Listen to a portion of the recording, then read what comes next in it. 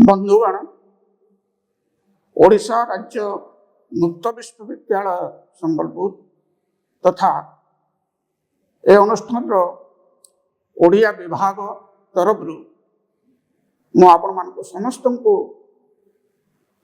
हार्दिक शुभेच्छा और स्वागत करुच्ची।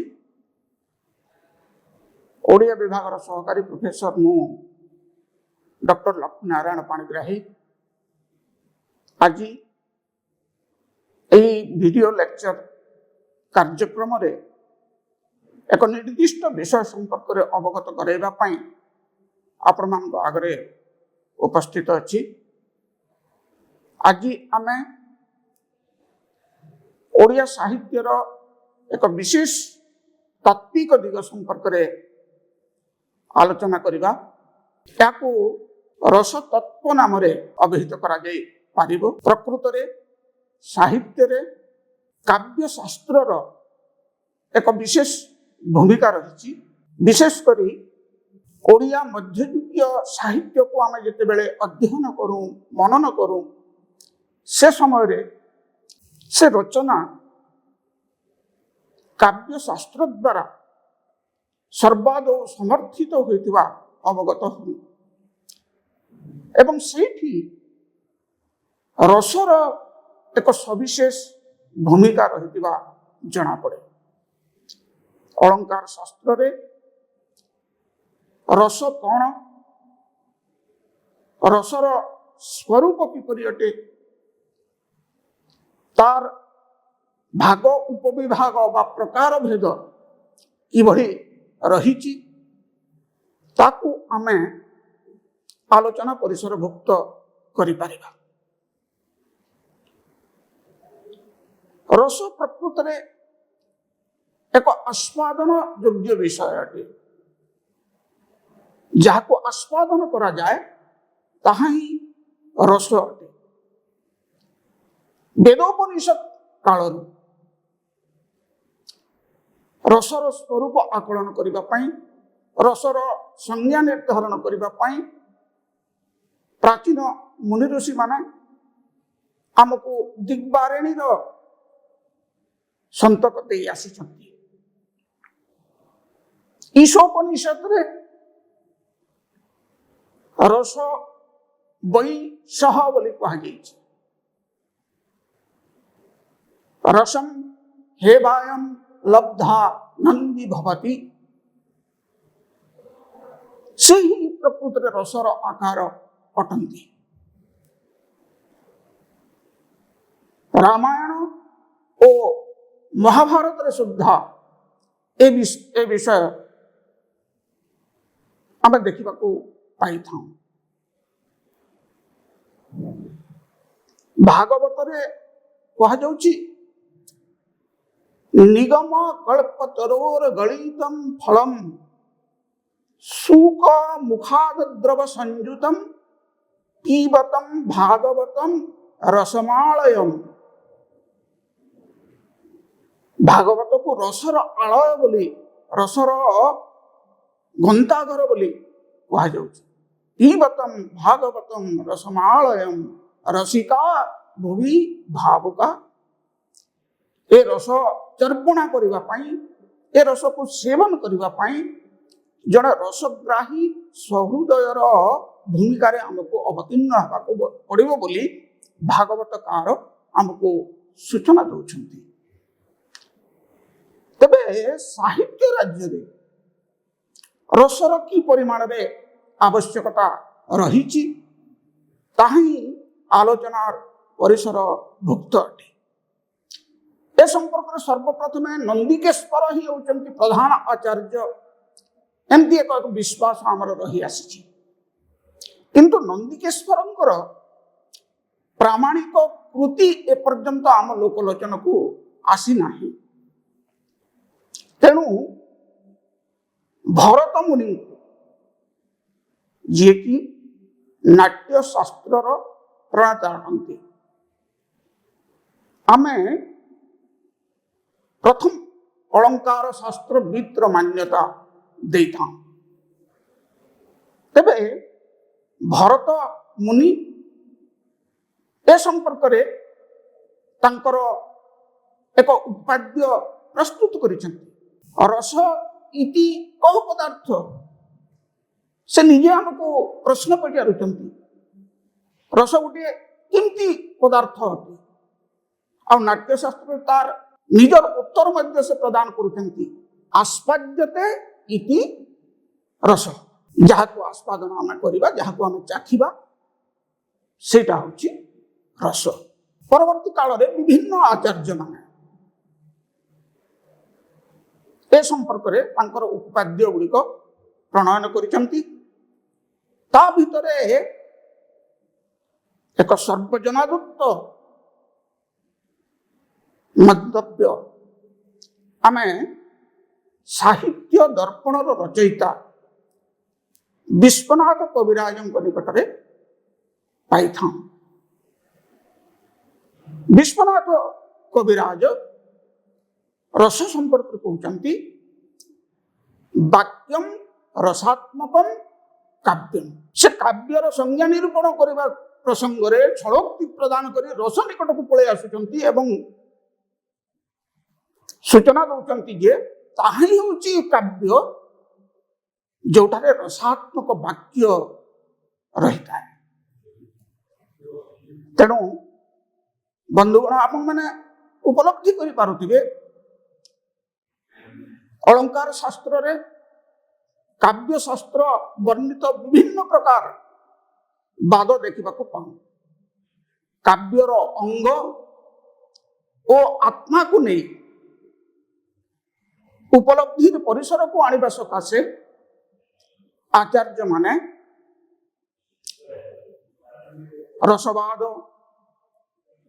रीतिवाद, ध्वनिवाद, गुणवाद, औचित्यवाद, वक्रोक्तिवाद इत्यादि विभिन्न प्रकार पंथार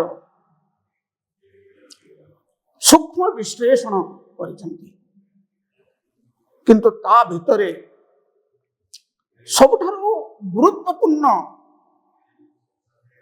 अंशटी होची रस।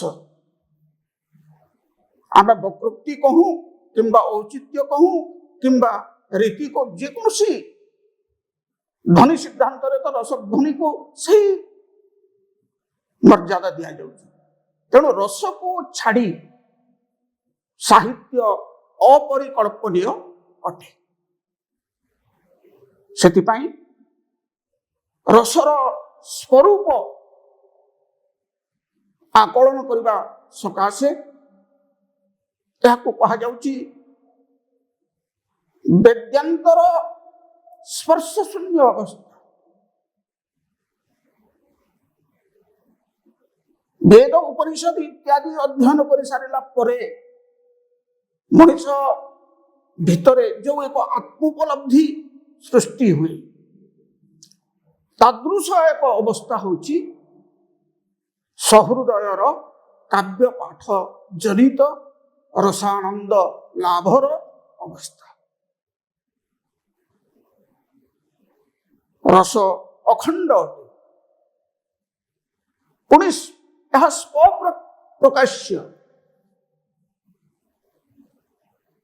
जदिओ रस प्रकाशर अपेक्षा रखे भरत मुनि सेटा नाट्यशास्त्र रे सूचना देइचंती विभावानुभाव व्यभिचारी संयोगात रस निष्पत्ति।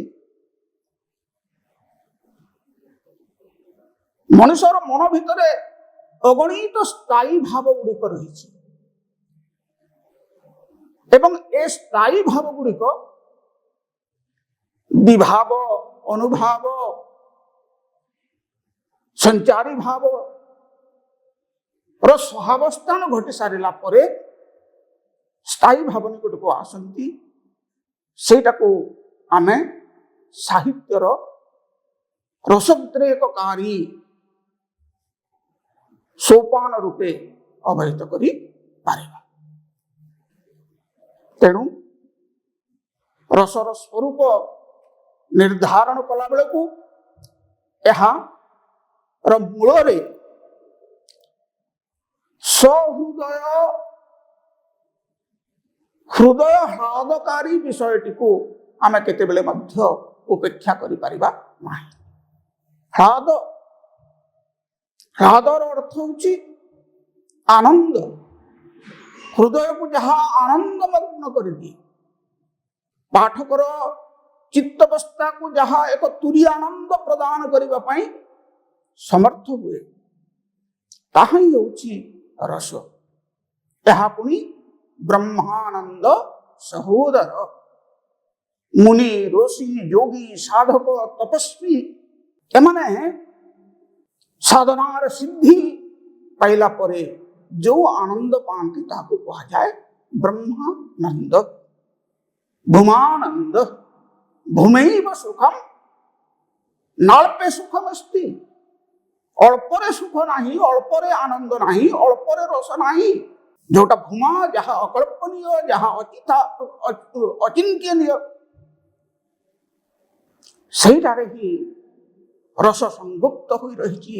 ତାର ପ୍ରସ୍ଫୁରଣ ଅନ୍ତଃସଳିଳା ଫଲ୍ଗୁବତ୍ ନିତ୍ୟ ପ୍ରବହମାନ ଅଟେ ଏବଂ ସହୃଦୟ ଆନ୍ତରିକତାର ସହିତ ଯେତେବେଳେ ତା ପାଖକୁ ଯାଏ, ତାକୁ ସେ ଉତ୍ଫୁଲ୍ଲିତ କରେ, ପ୍ରଫୁଲ୍ଲ କରେ, ଆମୋଦିତ କରେ। କିନ୍ତୁ ମୁନି ଋଷିଙ୍କର ବ୍ରହ୍ମାନନ୍ଦ ଆଉ ସାହିତ୍ୟ ପାଠ ଜନିତ ରସାନନ୍ଦ ଭିତରେ ଯେଉଁ ପାର୍ଥକ୍ୟଟି ରହିଲା, ତାହା ହେଉଛି ଆମେ ଗୋଟିଏ କାବ୍ୟ ପଢ଼ିଲା ବେଳକୁ, ଉପନ୍ୟାସ ପଢ଼ିଲା ବେଳକୁ, ନାଟକ ଦେଖିଲା ବେଳକୁ ଯେଉଁ ରସ ଆମେ ଚାକ୍ଷୁଷ କରୁ, ଯାହା ଉପଲବ୍ଧି କରୁ, ତାହା ପରବର୍ତ୍ତୀ ସମୟରେ ଘରକୁ ଯେତେବେଳେ ପଳେଇ ଆସୁ, ତେଲ ଲୁଣର ସଂସାର ଯେତେବେଳେ ଜୀବନଯାପନ କରୁ, ସେ ସମୟରେ ସେ ଆନନ୍ଦ ଆଉ ମିଳେ ନାହିଁ। ସେଥିପାଇଁ ତାହାକୁ କୁହାଯାଉଛି ବ୍ରହ୍ମାନନ୍ଦର ସମପର୍ଯ୍ୟାୟବାଚୀ ଏକ ସହୋଦରୀୟ ରୂପ ହେଉଛି କାବ୍ୟ ପାଠ ଜନିତ ରସାନନ୍ଦ। ତେବେ ବନ୍ଧୁଗଣ,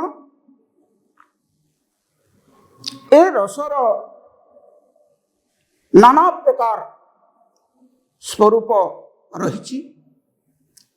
ତାର ପ୍ରକାର ଭେଦ ନିରୂପଣ କଲା ବେଳକୁ ଭରତ ମୁନି ତାଙ୍କ ନାଟ୍ୟଶାସ୍ତ୍ରରେ 8ଟି ରସର ଅବସ୍ଥିତିକୁ ପ୍ରତିଷ୍ଠା ଦେଇଛନ୍ତି।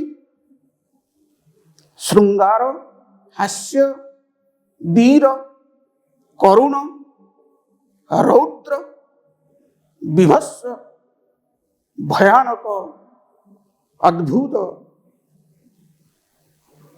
ଏ 8ଟି ରସ ଭରତଙ୍କ ନାଟ୍ୟଶାସ୍ତ୍ରରେ ସମର୍ଥିତ ଅଟେ। ପରବର୍ତ୍ତୀ ପର୍ଯ୍ୟାୟରେ ବିଶ୍ୱନାଥ କବିରାଜ ତାଙ୍କ ସାହିତ୍ୟ ଦର୍ପଣରେ ଶାନ୍ତ ରସକୁ ମଧ୍ୟ ସଂଶ୍ଳିଷ୍ଟ କରିଛନ୍ତି, ଏହା ସହିତ ସଂଯୁକ୍ତ କରିଦେଇଛନ୍ତି। ଏଟା ନବରସ ହୋଇଗଲା। ଖ୍ରୀଷ୍ଟୀୟ ଷୋଡ଼ଶ ଶତାବ୍ଦୀର ପରବର୍ତ୍ତୀ ପର୍ଯ୍ୟାୟରେ ଯେତେବେଳେ ଗୌଡ଼ୀୟ ବୈଷ୍ଣବ ଧର୍ମର ପାବନ ସୃଷ୍ଟି ହେଲା, ସେ ସମୟରେ ବୈଷ୍ଣବୀୟ ସନ୍ନ୍ୟାସୀମାନେ ଭକ୍ତି ରସକୁ ଏକ ରସର ମାନ୍ୟତା ଦେଇଛନ୍ତି। ଶାନ୍ତ ରସ ସହିତ ଭକ୍ତି ରସ ଓ ବାତ୍ସଲ୍ୟ ରସ ମଧ୍ୟ ଯୋଡ଼ି ହୋଇଯାଇଛି। ତେଣୁ ଭରତଙ୍କର ଅଷ୍ଟରସ, ପରବର୍ତ୍ତୀ ପର୍ଯ୍ୟାୟରେ ବିଶ୍ୱନାଥଙ୍କର ମତାନୁସାରେ ନବରସ ଏବଂ ବୈଷ୍ଣବୀୟ ଚିନ୍ତାଧାରା ଅନୁଯାୟୀ ବାତ୍ସଲ୍ୟ ଓ ଭକ୍ତିକୁ ଯୋଡ଼ିଦେଲେ ଆମେ 11ଟି ରସ ମଧ୍ୟ ପାଇଗଲେ। ବିଭିନ୍ନ ବିଷୟରେ ନିଶ୍ଚିତ ଭାବରେ ତାଙ୍କର ବକ୍ତବ୍ୟ ଉପସ୍ଥାପନ କରି ବିଶେଷ କରି ବିଦ୍ୟାର୍ଥୀମାନଙ୍କୁ ସାହାଯ୍ୟ ଓ ସହଯୋଗ ପ୍ରଦାନ କରିବେ, ଏ ଆସ୍ଥା ନିଶ୍ଚିତ ଭାବରେ ମୋର ରହିଛି। ଏ ବିଶ୍ୱାସ ନିଶ୍ଚିତ ଭାବରେ ମୁଁ ଆପଣଙ୍କୁ ଦେବି। ଧନ୍ୟବାଦ।